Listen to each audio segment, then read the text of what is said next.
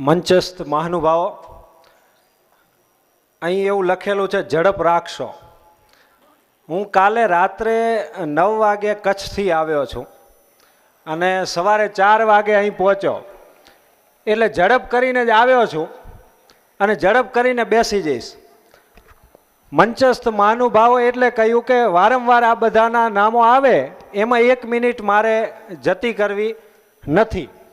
અને છેલ્લે જે બેટ્સમેન આવે ને એના હાથમાં ઉપાધિ એ હોય કે એક તો બોલ ઓછા હોય, એ તૈયારી કરીને આવ્યો હોય કે આજ તો આપણે રમવું છે. સામે બેઠેલા લોકોના ચહેરા ધીમે ધીમે મુરઝાવા માંડે. સવારના પહોરમાં સરસ મેકઅપ થયેલી બહેનો ધીમે ધીમે એના મેકઅપ ઓગળે.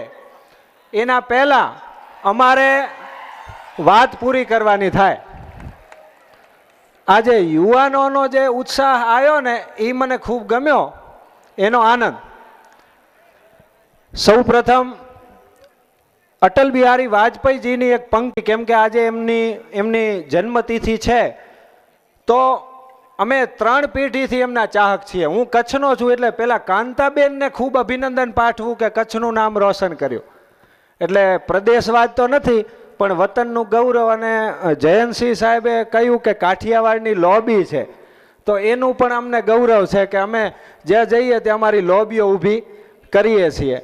બીજું કે એ બાંધકામ સમિતિના ચેરમેન છે ને અમે વર્ગખંડમાં બાંધકામ કરીએ છીએ. વર્ગખંડ એ બનાવી દે ને અમે અંદર કરીએ.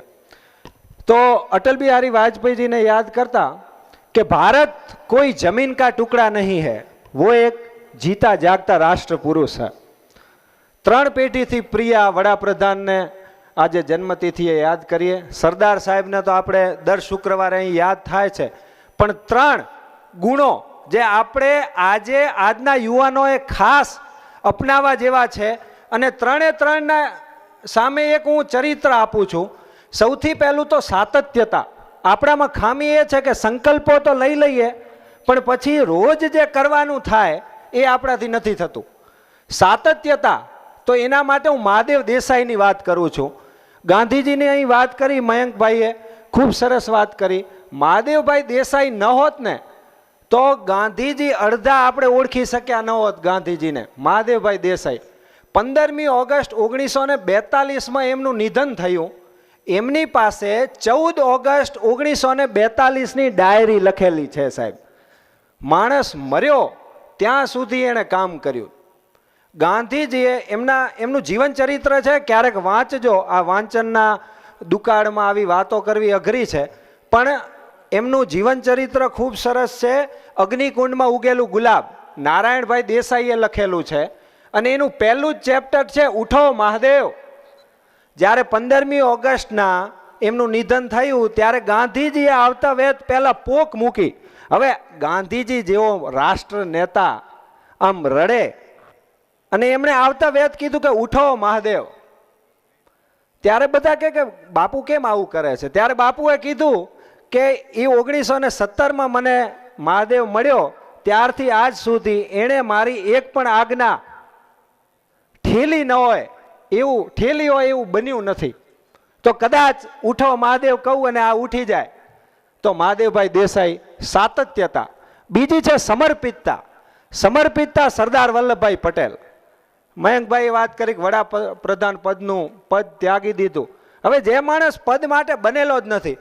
અહીં મારા મામા બેઠા છે, અમે સાથે આવ્યા ત્યારે મેં એમને સરદારે લખેલ જેલની ડાયરી આપી. તો કે આ સરદાર સાહેબે લખી. મેં કીધું સરદાર સાહેબે આટલું જ લખ્યું છે, સરદાર સાહેબે કંઈ લખ્યું જ નથી. સરદાર સાહેબ એવું કહેતા કે લખવાવાળાને લખવા દો, આપણે કામ કરો. કદાચ આપણે ઓફિસમાં બેઠા ત્યારે વાત એ થઈ કે સરદાર સાહેબે કામ જ કર્યું છે અને સમર્પિત ભાવે કામ કર્યું છે. એ છે સમર્પિતતા. અને ત્રીજું સાદગી. સાદગીમાં એમના જ પુત્રી મણિબેન કે જે MP હોવા છતાં ક્યારેય કોઈ હોદ્દાનો ઇસ્તેમાલ ક્યાંય કર્યો નથી. મણિબેન આ જ ધરતીના આ બધા રત્નો. હવે મણિબેનને યાદ કરીએ ત્યારે વિઠ્ઠલભાઈ પટેલ યાદ આવે. 2 પશ્ચિમ ભારતના મોટા શહેરો મુંબઈ અને અમદાવાદ. આપણને આ ચરોતરમાં બેઠા બેઠા ગૌરવ થાય કે મુંબઈના મેયર વિઠ્ઠલભાઈ હોય અને અમદાવાદના મેયર વલ્લભભાઈ હોય, આ બે રત્નો આપણા કરમસદે આપ્યા, એટલે આપણને એનું ગૌરવ હોય. આ વાતો એટલે કરવી ઘટે છે કે આપણે વાંચન સતત કથળતું જાય છે. બીજું, જ્યારે આપણે ચરોતરમાં છીએ, આણંદમાં છીએ, તો એક ક્રાંતિકારીની વાત સાહેબે કરી. તો એક ક્રાંતિકારી જે ખૂબ ભૂલાઈ ગયેલો માણસ, કદાચ આમાંથી 90% એનું નામ પણ નહીં ખબર હોય, કદાચ આ ટકાવારી વધારે હોય, પણ હું એટલી ઓછી બોલું છું.